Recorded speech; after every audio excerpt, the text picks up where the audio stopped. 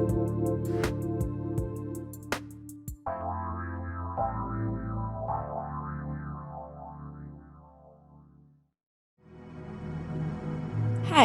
I'm Ritika Rose.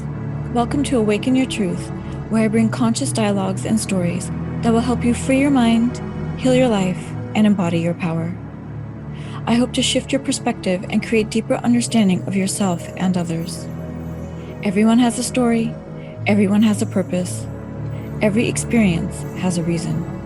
This show is about engaging with the truth of who you are, discovering your personal power and stepping into your authentic self, so you can have more compassion and empathy for yourself and everyone around you. It's time for us to dig deep and learn to see ourselves and others with clarity so that we can come together and create a brighter future for humanity. When we free our minds, we can heal our lives, and this is how we build a powerful, transformed world. Awaken Your Truth starts now.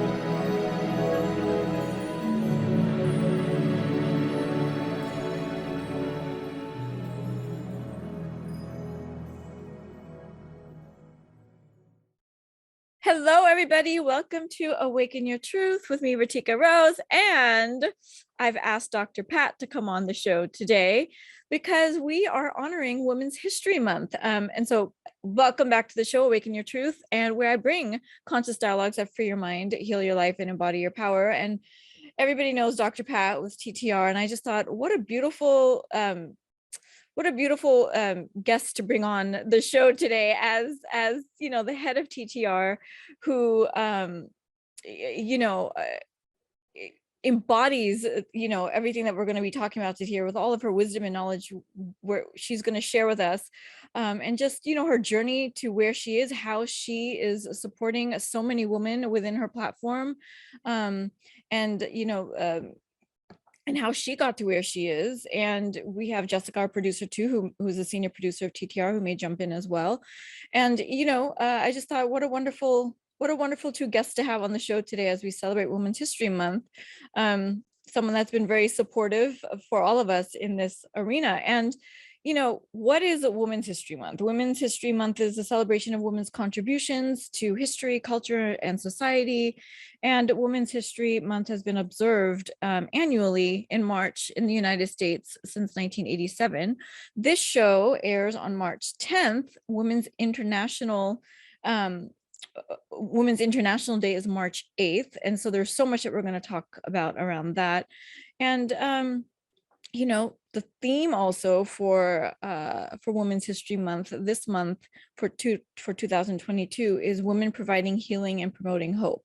And I think that Dr. Pat and I and Jessica have so much to share around providing healing and promoting hope with the work that we all do in different ways, and how we're bringing healing and hope to the world with our different platforms and what we do. And so, Dr. Pat, thank you so much for deciding and for coming on the show today. We've already talked so much before we started recording, so I mean, we're going to dive into that a lot. But anything that you want to share about Women's History Month that you feel is important to you? Well, I want to start by going back to something you said before the programming, that Women's History Month was something that started in the United States, but it has now become more international. And there is international, right? There is an International Women's Day.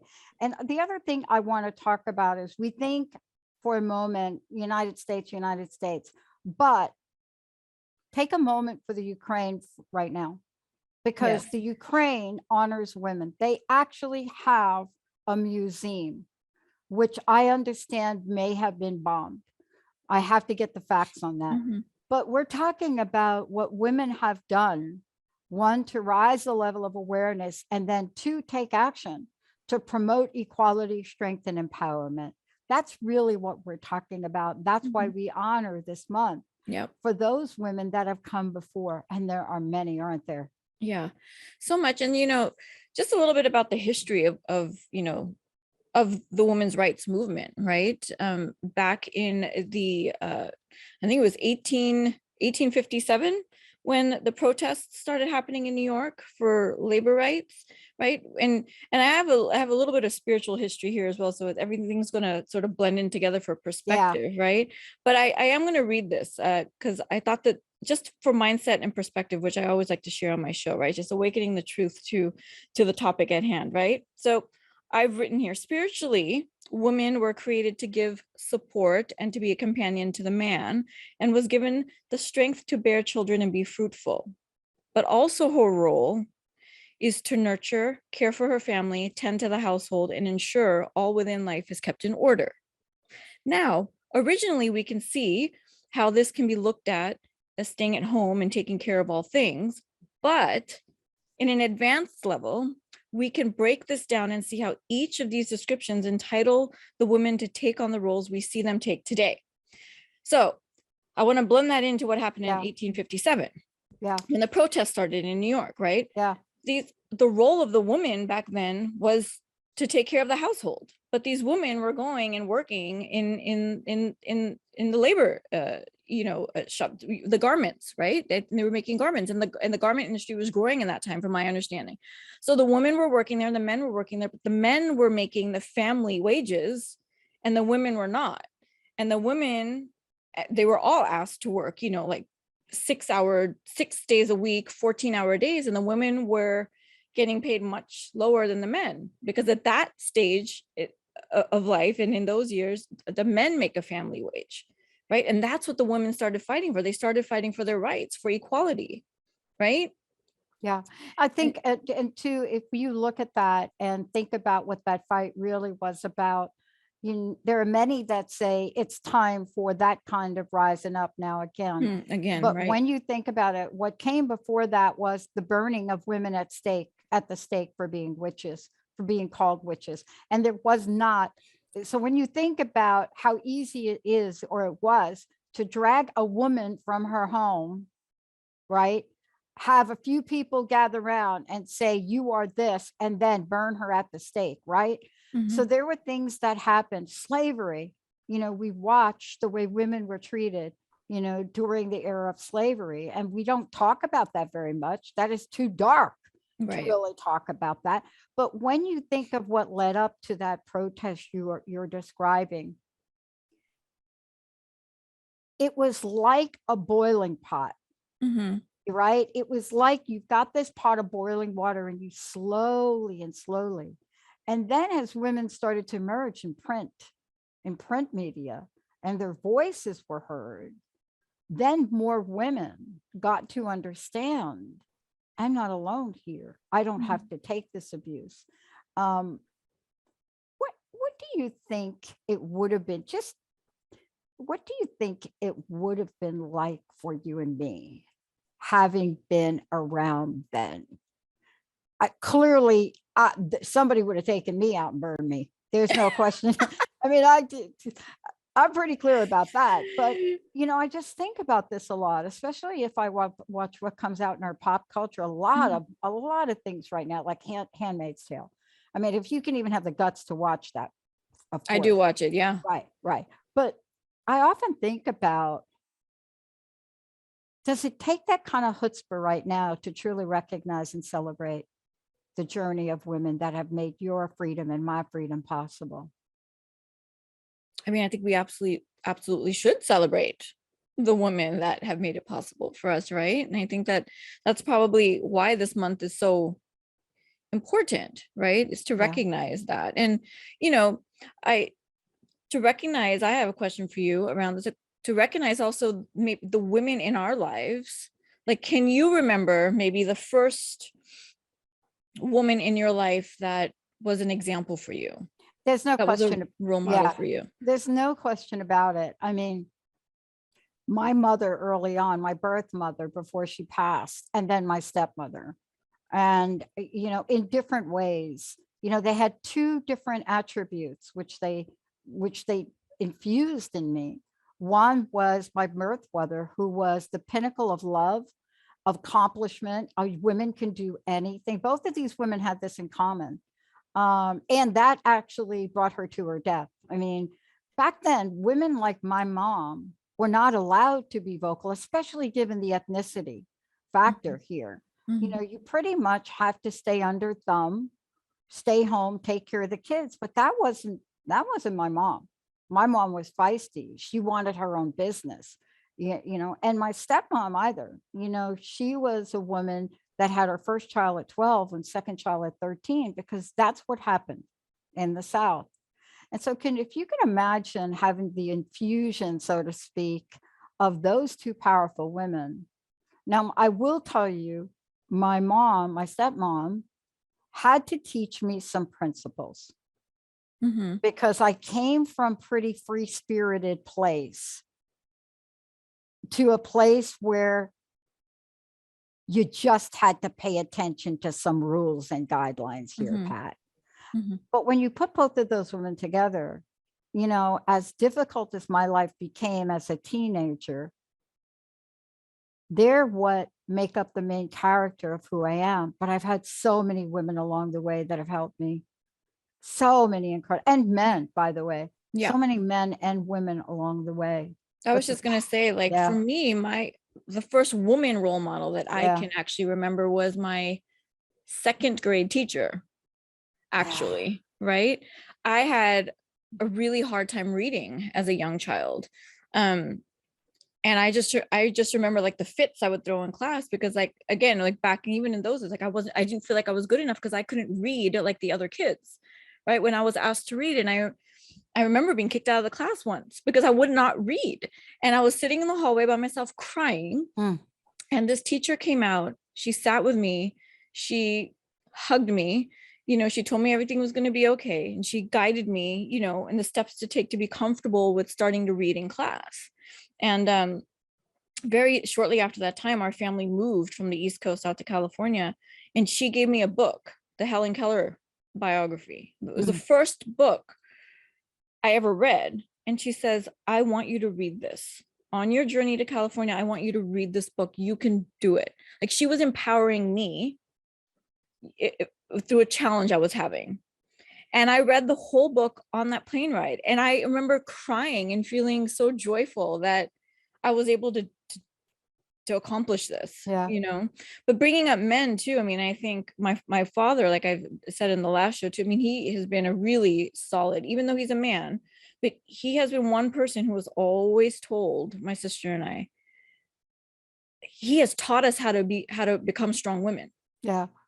He's I'm always taught us to be independent, how to take care of ourselves, to not depend on anybody, and that we can do anything that we want to do. right. I mean, imagine I'm the daughter of a truck driver, right? And a trucking company. I mean, most of my early years were around that, you know, those folks. But my dad had 3 girls before he had my brother. My brother came like 10 years after, right? Mhm. Imagine having 3 girls and being a mechanic. I joke about this, but it's really true.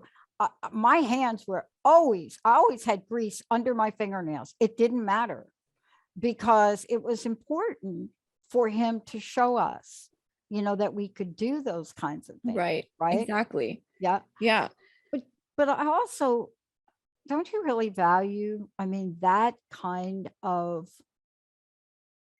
the word I'm looking for is that kind of optimistic, empowered future that our mothers, parents, dads had given us.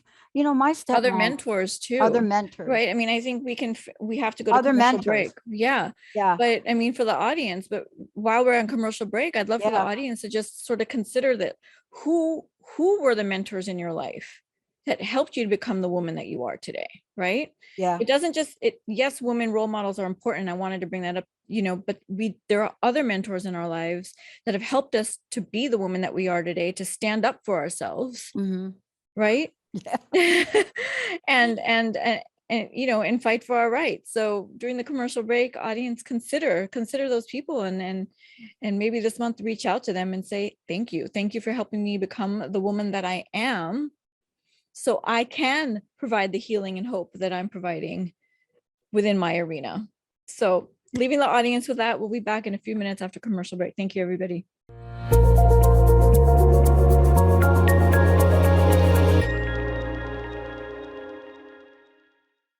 Welcome back to Awaken Your Truth with me, Ratika Rose, and Dr. Pat. And we were, hopefully you guys were able to sort of reflect on who has been a supportive in your life to help you become the woman that you are today. And be in gratitude for that. So Dr. Pat, we were tapping on this in commercial break a little bit, but interestingly enough, this is one of the questions I wanted us to discuss today too, is, and Jessica too, jump in as well. As you want to, but I thought it would be interesting to talk about like what, and this can maybe actually also tie into what we wanted to talk about for International Women's Day, the different cultures. But what were we taught as women growing up about how we should be, what our roles should be, what we should be doing in life, and how did we either take that in or not take it in and just become our own woman? Yeah. I mean, I think about all the different opportunities that have shown up. And it's interesting you asked about people that were influential, because what I didn't mention about my stepmother is she was on all levels. She was not going to tolerate inequality, period, for anything. Not for people of color, it never would be allowed in my house. My sister, none of us were restricted from dating certain people, right? My sister, her daughter, beautiful Southern girl, dated a person from Puerto Rico, eventually became the head of the gang with him, but that's another show. But we grew up with this, see? And I think partially because I grew up in a place. And then even when we moved to New Jersey, I grew up in Plainfield. The idea of racism as we know it today, we had a zero tolerance home. I don't know where my stepmom got it from. That's beautiful. I don't quite understand it. Even when we went back down south, my grandparents down there, they didn't have a stove, they didn't have a bathroom, but they had church. And when we went to church, everybody went to church. People of all colors, all ages. And I don't know exactly, because my stepmom died younger than I really wanted her to, but I didn't quite understand. And I wasn't really aware enough to even ask her then. But it had to be something powerful that helped her be that woman. What do you think? Yeah, I mean, I think that just really ties into our culture and our experiences, right? I mean, there was something maybe with your stepmom and her family or something within her, that was just that I'm all accepting of all people, which I think is a beautiful thing, because, we don't often, especially back in those days, right? When we're all women and men of all color and ethnicities were fighting for their rights and to feel equal, right? Right. Yeah. So, yeah. But don't you think it's really interesting when you go back, Ratika, and you go back and you look at some of the really early things? You and I were talking before the show, and I asked myself this question. What can I do to help women be more aware of what they may lose? And I tried to do it the other way. I tried to do it positively. No progress on that ground. But when you say you try to do it positively, what do you mean? Talk about how to get educated about the women's movement, why bra burning was so important, why the protests, the marches on the streets with people like Shirley Chisholm and Bella Abzug and Gloria Steinem, why those women were like out of the box, like crazy, why the women that grew up in the rock culture of the 60s and 70s, why that movement was all about peace and equality. And it's almost as if you weren't there to appreciate it, it's like the expression, you had to be there. Well, you don't have to be at the Holocaust to understand the story of Anne Frank. Right. You understand the power of her, right? But I got an article this morning that was sent to me by one of our listeners. And she said, "Are you going to talk about this, Pat?" And I read the article. We are now at the point where gay students, for protesting for gay rights in the state of Florida, can be suspended from school. So that's why it's important we understand the role of women in this movement. And we understand the role of women in making sure that whatever freedoms we've gotten across the board, that generations like Jessica's gets to keep. Right. And so by doing that, we have to celebrate these fighters, these warriors. I mean, some of these people I'm talking about, like the 1655 freedom, that's a year, 1655 freedom suit. Wow, right? Yeah. Jessica, your generation, bringing it up if you want to come on real quick. What have you been taught about womanhood and what it is to be a woman through your generation? How were you brought up? Or anything else that you want to speak to on what Dr. Pat and I have been talking about so far? I don't know that I can speak for my entire generation, because I think I am in a split generation, and depending on where you grew up. I think I am in a split generation where it is still very common to, maybe it's spiritual and religious beliefs too, of where you grow up, and are you supposed to be a housewife and a mom and be the caretaker for everyone. But I didn't grow up that way, and I think it's because of my parents. My parents raised me that I could be and do anything I wanted to. And so I didn't really grow up with limiting, I don't want to call them limiting beliefs, because if that's what you want to do, that's what you want to do. But Right. I didn't have any real beliefs put on me other than you can do whatever you want to do. My mom worked her bum off. So it just was, I guess. So yeah, it's hard for me to speak for my entire generation. I feel like I was in a very special place that I grew up very empowered. Right. Well, that's awesome. I mean, yeah. I think too, like culturally, I love how I'm seeing like internationally now. Dr. Pat, you can tell me how you feel about this, but I feel like even in just internationally, how women are starting to feel more and more empowered in countries where they weren't before. Oh, yeah.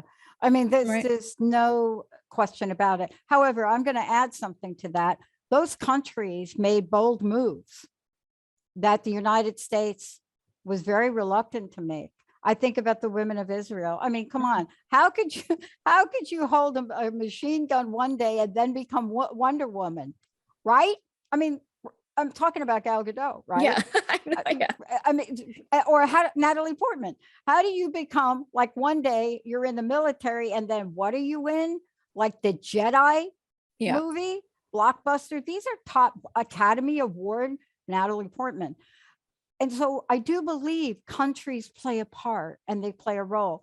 But no matter what country you're in, the acknowledgement and the boldness of women, century, decade, the voices of those women are vital to continued freedom. And that's what we're seeing. You know, we're seeing it in the Ukraine. You know, we're seeing it in countries all over the world. You know, the fact that Germany has a woman chancellor, hello, right? Yeah. And I think that these countries have had deep hardship. Deep hardship. And I've often thought, what can we do more of, Ritika? You and me, what can we do more of to make sure that the good fights we've had for centuries stay in place, that we don't lose them, that we're all aware of how vulnerable our systems sometimes are. And we don't get here without actions like these women have taken, right? And these are not just all white women. And women holding people up. Yeah. Women holding each other up. Yeah. You know, Gloria Steinem said it to me one time in an interview with her. She said, you know, thank you for what you said, but we all stand on the shoulders of those that have come before. That's why your question to open this up was brilliant. Right? Yeah. Yeah. I think just when I think, even just culturally, like I was born here in the States, but you know, my background is Indian, My parents were born in India and raised there and then came here and had us. But, even when I just think about my own country, of the women there and how things have changed and how they're standing in their power now. I mean, in our culture, I can just give an example. And if there's any Indian listeners, no disrespect, but from my, my growing up and what was taught to me is, we get married at a young age in our early 20s. It's like, you're supposed to get married and you're supposed to have children. You're supposed to start a family at this young age. This is just what you do, and if you go past a certain age, then nobody wants you anymore. It's like I don't know the word that they use, but it's just basically you're washed away, right? If you're not married by a certain age, right? Like you're not worthy enough anymore to have then a marriage or a man or a family because you're too old now. But I just like an example of India. There's so many Indian women now that are having babies on their own, adopting children on their own. They're standing their ground and standing in their power to live independently and have their own life without the traditions from years and years and years ago. Yeah. Having their own careers, making their own money, all of those kinds of things that support them that were traditionally, that was not allowed, so, I mean, that's just one example of an international woman when we want to celebrate, internationally Women's Day. I know you had mentioned something about the Ukraine before we started the show, or I like any other countries you can think of. Yeah. Well, think about our politics. I mean, who do we have as vice president? Yep. You see, we often forget Kamala Harris is, of course, we're talking about coming from rich Black history, but also coming from an East Indian history. Yep. So we often forget that. But it's very obvious now that if we look at the landscape, albeit small, of the people that represent us, the Congress and the Senate, we're starting to see a change. And so I love that we get to honor people internationally. I think we have to look at the women that I want to know what the next bold move is for a women's movement. See, that's what I'm looking at, because it's almost as if we think it's done. And I go back to people like Maria Stewart, African-American woman who wrote essays. She wrote, she was a reform movement. She was abolish this, right? Abolish the anti-slavery.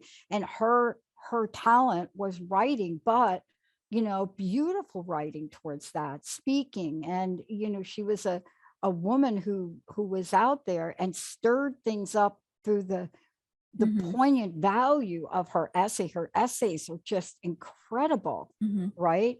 And, a large part of that was acknowledging her and the work she did. And there were so many others. But all those people laid the groundwork for what was to come in the 60s. Something happened from 1950 to 1960. Something happened in the hearts and the minds and the soul of women. And I find that pretty interesting that almost overnight, we went from a Donna Reed type life, that being our future, to women really wanting more, to women being vocal. But they really stood on all of the shoulders of all these other women, right? I mean, think about it. I mean, think about, we refer to Pocahontas, but in Sacagawea, we're talking about all cultures, all women from all cultures. So instrumental for you and I to even be talking today, right? Yeah. And I think we do need to go to commercial break, but when we come back, let's talk about more about what we can do. Let's talk about how we can promote healing and hope, and how no matter what role we're in now, right? No matter how powerful of a role we are in now, how still the woman's nature can bring healing and hope to all the areas that we now work in, right? So thank you so much for listening. We'll be right back after commercial break.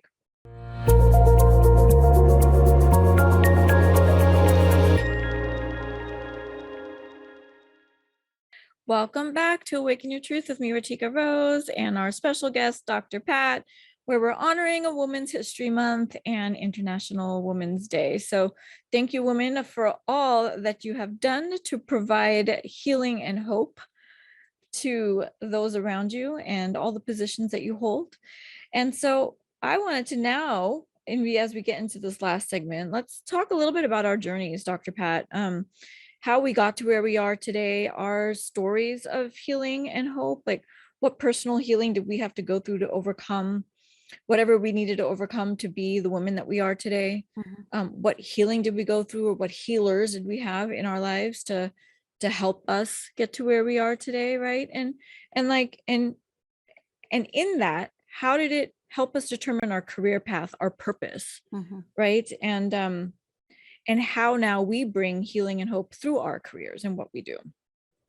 You know, every time I get asked that question, or I'm thought to think about it, I have different answers for it. Today, what I'm struck by is my own spiritual journey, because I've been thinking about it a lot. And how in the world today, I pretty much base everything on a divine connection, right? And I've studied and practiced many philosophies. You know, while I was homeless, these people in white outfits with tambourines were banging on a street corner in New York. And they asked me if I wanted to participate. And I thought, I'm going to get clean white clothes. Let me do it. Maybe some food. And so, you know, I mean, an odd way to get introduced into a culture or spiritual practice. Were those the Hare Krishnas? Yes. Yeah. Yes, they were. I totally had some fun too. Yeah. As well. I mean, nowadays, if you got on a corner and did that, probably nobody would look at you. But back then it was a little unusual. I have a rich foundational upbringing of religion, but I didn't learn about spirituality till much later.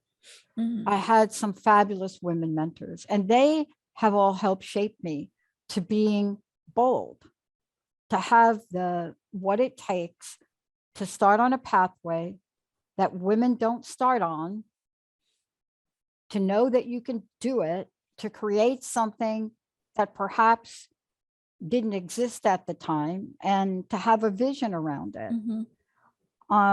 But then to recognize that you have to surround yourself with other people. Where do you think your healing started? My healing started, for me, my healing started in around, I'd say 1973, 74, when I met Linda's mom. Okay. When I met Linda's mother. They took me in. They were like my parents for a long time. It started when I met Joan. Talk about powerful women that helped me change my life. Joan Firing. Perfect. I walked into her house, Ratika. Linda introduced me to Joan. She had the big glasses, right? She had big glasses, blue eyes. You can see the piercing blue eyes, right?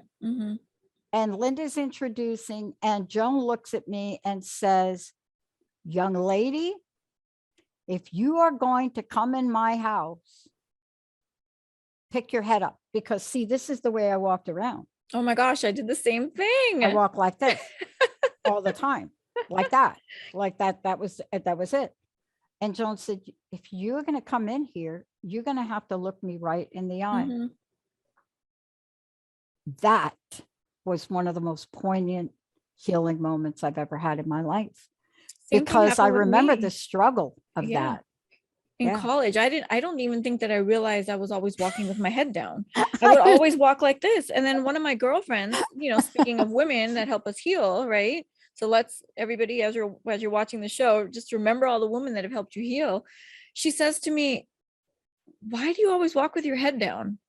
And I said, what? I didn't know I was doing that. It was just a natural thing for me. But that also, I think, comes from my childhood years of being bullied, and, you know, still at that stage, not overcoming that. I was still being bullied, and even into the college days, you know, so it's like there was a lot of all of that I was still dealing with, that I finally healed. And you know, in the mid 2000s, 2011 and 12 was when my healing started to take place. But yeah, I did the same thing. She's like, you got to start walking with your head up, you know.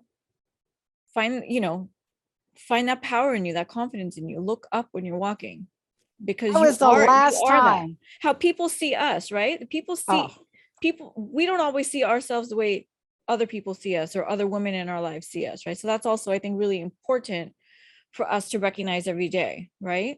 Is what is someone else recognizing in us that we're not seeing in ourselves? And then honoring that in ourselves, and honoring the women and men. But since we're talking about women today, that are helping us to see that, and then allowing us to heal, and bringing that hope back into us, right? And that's it. I don't know how you changed after that moment, but that was the last time that I walked with my head down. Mm-hmm. And I don't know what it was, but it was this wonderful combination of somebody being so direct, so caring to even say that to me, and acknowledging that I was welcome there, and that it was okay. That it was okay for me to be there in that place, that it was okay, that I was okay. And, what kind of hope did it bring you then? It didn't bring me hope right there. Hope, I've always had hope. I mean, when you're put in a Catholic boarding school at a very young age and beat every night, and they can't beat your spirit out of you because you're not going to stop what you're doing. And then you end up homeless at 17, and then arrested at 19 for something you didn't do. I don't know that I could have gotten through any of that without having that early experience of hope, from, I don't know if hope is innate, but I also had, look, my uncles gave me boxing gloves at age 5. So understand that when you're told at a young age that that's okay as a girl for you to do, something inside you just gets ignited, and all the rough years and all the tough times, and all the tough spots you're in. But I'll tell you what they taught me, and we don't talk about this enough for women. All these women that we're talking about today had acute intuition. Every one of them. I do not think that you could cross this country back in whenever they did, Lewis and Clark, without that. I mean, we have got to honor intuition more and more, because that has saved my life more times than not. Yeah. And I think that's part of my spiritual journey as well. 100%. Yeah. Yes. I think for me, my intuition, well, in hindsight, I look at it now and I look back through my life, I'm like, I think the intuition was always there. I just didn't know it. Right. I didn't know it. And when my healing journey started back in 2011, 2012, and I really dove deep into my spirituality and meditation, right, and healing myself energetically, etc. I mean, my intuition just, and now I always follow my instinct, and I think that's also because now that I know my intuition's there and I follow it, and the power of knowing that, right, is where I'm now comfortable speaking my truth. Yeah. Right. Yeah, totally. And because there's no fear anymore around saying what I need to say, because I know I'm on point. Yeah. I love that we're talking about speaking our truth, because that's really the foundation. When we look at women, that is really what they did. I don't care if you're looking at,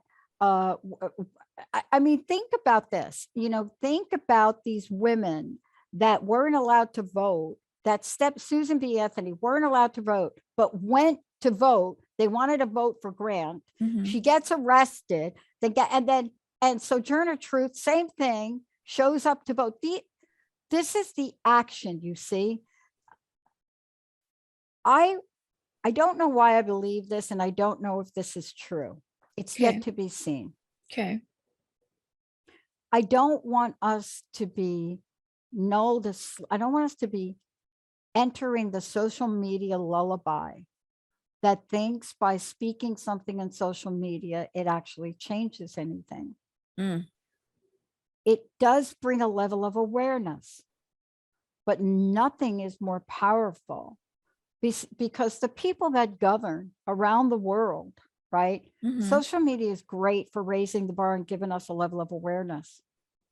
But there's nothing more powerful than standing on the doorstep with hundreds of thousands of people and saying, we want the right to ... And that's really, I'm not talking in anger. I'm not talking about breaking windows. It's just standing up for yourself. I'm just saying. And that's what all of the women that we are talking about did.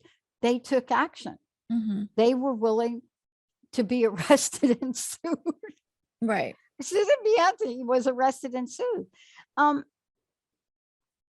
So all that being said, right, your journey to creating a TTR, as when we're talking about the theme of Women's History Month today, right, the providing healing, promoting hope, right? Let's talk about, so like for me, for example, I know that my healing journey, right, reinstilled this level of power in me, which then led me into my coaching and wellness career, right? So Yep. Being an occupational therapist by trade, a licensed occupational therapist, that there's, well, and I will say that there's a reason why I went into occupational therapy. I think because of all of my experiences at a young age and having to overcome that and just understand, like there was always that part of me that I just want to help people. Yeah. I want to help people. I want to heal Yeah. people. I just know I want to do that, like from a very young age, right? Because maybe I didn't have that myself and I knew that that's what I needed. So my purpose became that, right? So I didn't know quite yet what I wanted to do. Then when occupational therapy came along in my world, I said, it's both physical and mental health. We're trained in both capacities. I'm like, oh, this is perfect, because people need help and support on the physical realm. They also need help and support on the mental realm. And as an occupational therapist, I can do both. Yeah. Right. So it was a beautiful blend of just helping and supporting people and healing people. So I think that's how I went into occupational therapy. Then when my deeper healing process came in, I said, oh, but I really need to help people tap deeper into their spirit, into their soul, right? To help them awaken their truth. Yeah. Right. And so they can really become the leader of their own life. Right. So, and then that's where my book and my coaching and my healing work came along. So for me, my healing instilled this empower in me that then it gave me, whether it gave me the hope or just continuing my hope of how I want to serve and what my purpose is, right? Who I want to be on this planet to help and heal people, right? And really what my gifts are. So that's sort of my story. And I think that that's really powerful in itself. I love the theme of this month, providing healing, promoting hope, because I think it really does shape and shape who we are as women and why we're doing what we're doing. So for you, your journey of creating TTR and such the broad, base that you have now with all the hosts that you have and the listeners that you have. And yeah, what was it about your story, your healing, it's the hope easy. that you've That's always easy. had? Yeah. That's easy. When I started this, I dialed the wrong phone number and I entered an arena and I paid a lot of money for my first hour on internet in 2003, internet radio. I mean, seriously, 2003, I'm telling you, I paid like $12,000 for 13 weeks or something on the internet. There was no internet. But that didn't matter. I knew that this was something important. I walked away from a very lucrative consulting career.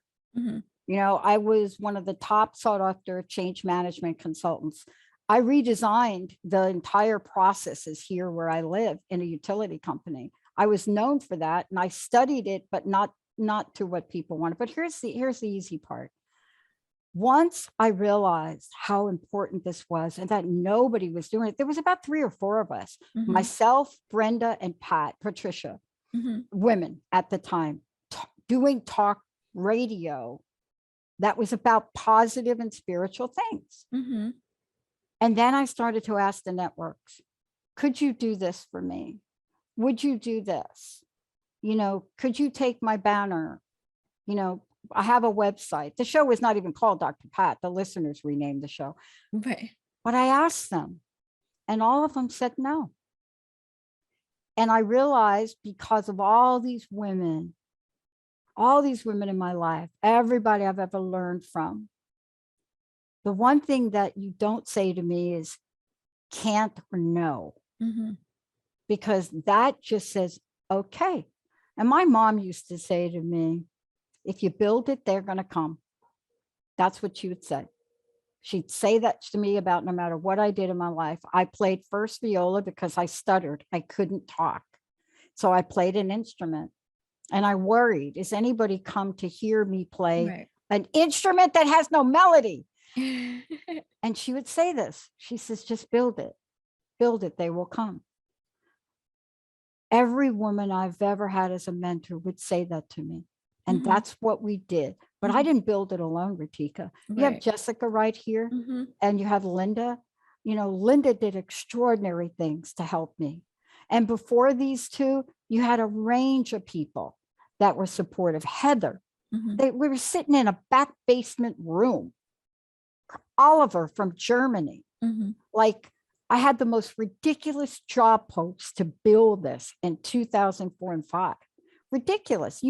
I now know it's not ridiculous, but it was. I mean, in the world of technology, nobody had the qualifications, but who did? Oliver. Oliver in Germany built the infrastructure.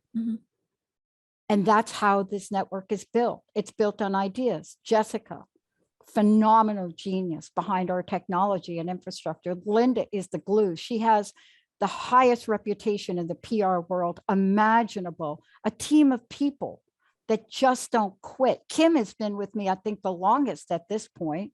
You know, when we were doing banners before Photoshop existed. But we keep being told, even today, by the networks that I buy airtime from, you know, Pat, we don't do those things. Anybody that wants those things, we send them to you. So that's why Jessica, myself, and Linda, we said, we're going to ask our team what they want. We're building it. We are a breath away from so many new things that we're doing, literally a breath away. But I had to learn through mistakes, Ritika. This did not come easy to me. So what did you ask me? So your journey into building TTR, and now how you as a woman who heads this company, how do you want to provide the healing and the hope to the people that you serve? Well, I'll tell you, that is how we do it. But let's just talk about what leadership is about. Yeah. When I decide to move out of the operational position, and that will be this year, Jessica will step in. This will become hers. You see, we don't do enough of that. And a lot of healing had to go on inside of me to feel that comfortable and confident. We as women must learn how to support each other. Absolutely. We have to help each other rise up. We have to help each other and support each other in politics, in the world. I mean, seriously, right? We learned a lesson around this decades ago from people like Susan Faludi in the book Backlash. Then we learned it through Hillary Clinton's journey. I would love for Jessica to tap in real quick. Go, Jess. And tell us, because the Dr. Pat has been, I mean, we're talking about women mentorship and, you know, and women that have been instrumental in our lives. So I'd love Jessica to just pop on, since now you have said that Jessica is going to be taking over the operations. I'd love to hear from Jessica how she feels about you being her mentor, about her journey into this career and her next step into it. And, you know, any other thoughts that you have around what we've been talking about, Jessica? Come on, Jess. About providing healing and hope. All right, we'll see if I can say it without crying, because every time I think about it, I'm absolutely grateful. And I know I still have a lot of my own learning and healing to do to be able to step into that type of role, but I'm also excited for it. And I also realized, just like I mentioned earlier about my upbringing, I was brought up to be empowered. I've also been brought into a professional environment where I don't know anything different other than being surrounded by strong women. Dr. Pat and Linda both have been instrumental in my growth as a professional and as a human being. That's awesome. Do you feel like that you have healed in some way through this process into your next step? Hugely. The amount of healing that I have done in 11 years in working for this network and being surrounded by these two women, and then also the other women on our network in general. Words can't describe the amount of transformation and healing I have gone through. And I'm grateful every day for it. That's awesome. Yay. Yeah. That's so good. I want to just say this too, about myself. A lot of people see me on air, very optimistic, upbeat. There are many faces to me, as there were with my mentors. Nobody smiled greater than Mary Louise Smith, and she taught me one thing in my own healing journey. As a mentor with unusually difficult goal we both had, we were not programmed to fail in our position. She was my boss, Black woman. To this day, I value her. I was never able to walk into her room without her asking me, what part of the problem are you, Pat? You want to talk about healing. That's huge. That alone. I mean, I got the shivers. Yeah, it's huge. And I remember walking out of her room and she let me. So many times, like, are you bleeping kidding me? I'm working with alcoholics and drug addicts. That's what you want from me? But the day I could answer it, I can't even describe, Ritika. The absolute opening to freedom and hope, and what you're talking about today. Yeah. It's called humility. It's amazing. That's huge. And we just have a few seconds left before we end the show, but Dr. Pat, I want to thank you as well for giving so many women the opportunity to share their voice on Transformation Talk Radio and giving us this platform to share our wisdom and our knowledge and, guide us through the process of being the voice that we want to be. I'm a student of all of you. It is the reason I changed the direction in the show. I needed to learn about how to heal my body, how to heal my emotions, how to heal my soul. And the direction of the show changed. And I am a student of all of you. Every day I listen and I learn something and I heal it. Love it. And I don't know how it gets any better than this. I think that's a beautiful way to end the show, is that I think we all learn from each other every day. And if we don't take a lesson every day from somebody that's come across our lives, I would consider and invite people to do so, right? Because we're all brought here on purpose for a reason, right? To help us all learn and grow. And so let's honor one another as always, and let's recognize the women that have helped shape us for who we are today. And let's recognize yourself as a woman for who you are and what you bring to the table. And we thank everybody for listening today. Happy Women's Month and happy International Women's Day.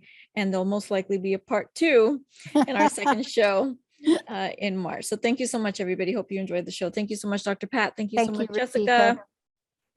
Great supportive group of people here. Bye-bye. Thank you for listening to Awaken Your Truth with me, Ritika Rose. I hope that you heard something today that sparked a shift in your perspective to free your mind, heal your life, and embody your power. The world needs love, acceptance, togetherness, and belonging.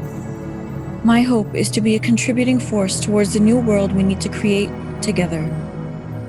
If each of us can awaken our truth and live with more empathy and authenticity, that shift will radiate. Spread the word and tune in next time for more conscious dialogues of healing and transformation on Transformation Talk Radio and Awaken Your Truth with Ritika Rose on YouTube and across all podcast stations. For more information about how to work with me, please visit ritikarose.com.